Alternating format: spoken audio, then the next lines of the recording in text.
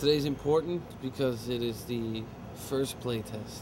It's the first playtest for the game, and it's the first playtest for me as a director. So it's kind of a monumentous occasion. The week, it was long. It felt like about a month. So, you know, a lot of late nights, ton of effort, a lot of putting out fires, a lot of running around. But it's typical of this industry. Last night was rough for a lot of people, but they all pulled through, man. I'm wickedly impressed with this team. Yesterday all day, everyone's running around doing what they gotta do and really kind of working like a well-oiled machine, so that was fantastic. It's problem after problem after problem, and we did as much as we could, and we got to the point where we couldn't think anymore, so we had to call it a night. Welcome to the first official playtest for God of War 2. Hopefully those guys are just smiling like, oh my God, this is the best!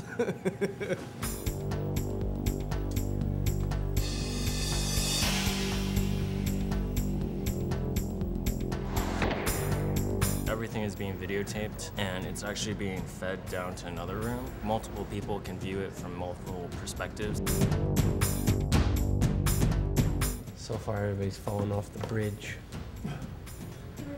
And we forgot to put a message on the chests, so nobody really knew how to do the chests to open them.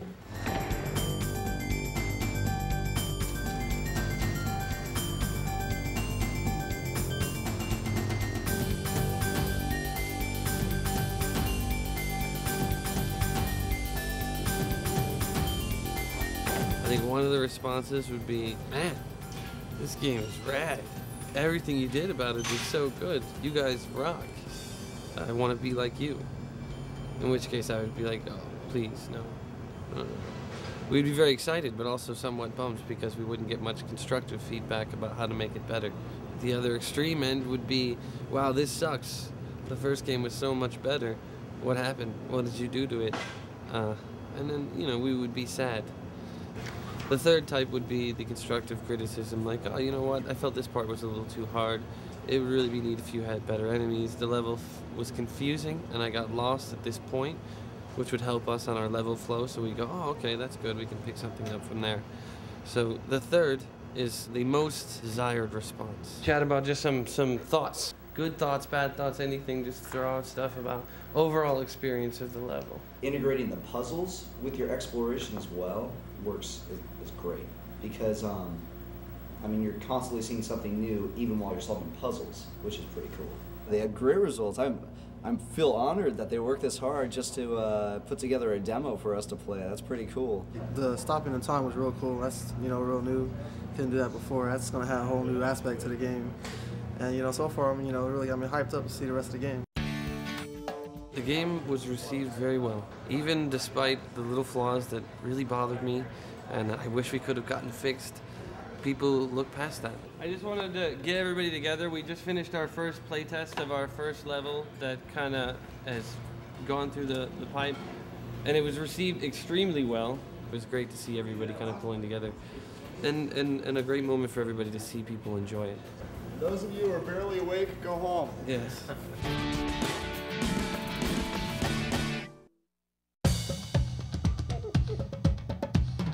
Okay, about 30 seconds away, people. Okay, people, let's do it. And a hush fell over the crowd as they ascended the staircase to Focus Test Central. First of all, welcome and thank you for coming. This is extremely important in our development process, so please be as brutally honest as possible. If you have any problems, Adam and Paul are here, and I think that's about it. These guys don't have any preconceived notions of anything, so therefore they'll catch all the mistakes that we just take for granted. Games that really heavily playtest the product really elevate themselves very far above most other games. God of War 1 was playtested like crazy, and we benefited greatly from it. The levels we did in playtest on God of War 1 were the Hades blades, and you see how well those turned out.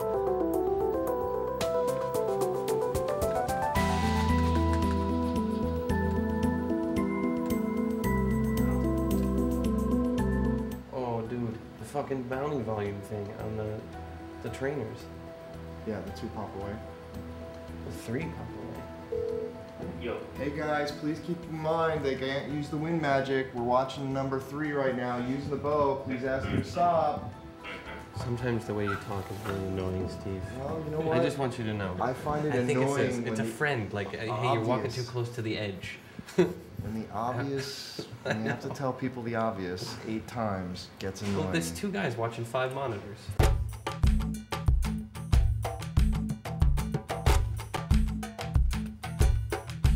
Absolutely feel free to say whatever it is. None of us get any better unless we find out what's wrong. So do not hesitate at all. I don't know about the rest of you guys, but the surprise rock guy who popped out at you, like, freaked me out. It was great. I mean, I know if I'm playing at 3 o'clock in the morning, that's going to scare the shit out of me. So that was really great. I'd like to see exploding enemies. Did you actually, on one of your things, say you wanted more screaming? Yeah. Okay. So come on, that was good. See, I got a parking ticket this morning, and I was pretty pissed about it. And this type of game just makes me feel happy. Like, at the end of the day, if somebody fucks with me, I come to this at home, I just sit down, I beat the shit out of people, and they're like screaming blood everywhere, and I feel good. That's fantastic. This guy is, you know, the epitome of the God of War fan. He's the type of guy that we totally appreciate as developers because he's so freaking into the game. He's also the type of guy we're probably scared to meet, you know, in the real world, like in a dark alley or something like that, because he's fucking out there as his love of violence. I really wanted to see that thing topple onto an enemy's head and like smash him and have him like writhing in pain underneath the rock. He may be taking it to the extreme, but I think everybody has maybe a piece of what he talks about, which is, I've had a bad day, and I want to go home, and I want to vent my helplessness at a situation at work out on something, and I don't want to do it in the real world. I play this game, and I tear this guy apart, and I feel powerful.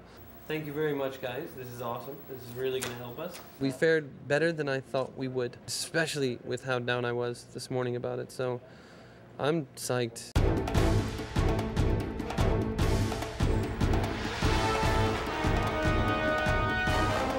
Today we are testing the roads level, which is the first level of the game, the opening sequence. Roads being the first level is exceptionally important to have that, you know, huge, epic opener, kind of topping what we did in the first game. It's got to be bigger than the Hydra. They come in here and some of the stuff is arted up. They have no preconceived notions on anything. They don't know how to use any of the stuff that we've been working with the whole time. So they get all these abilities and they're just like, what the hell? What's this do? I don't understand how this works. They don't understand that something only lasts for 8 seconds. Well, we totally get it because we said it's going to last 8 seconds. So it's a rude awakening to sit there and watch it and be like, oh, just do what I want you to do now.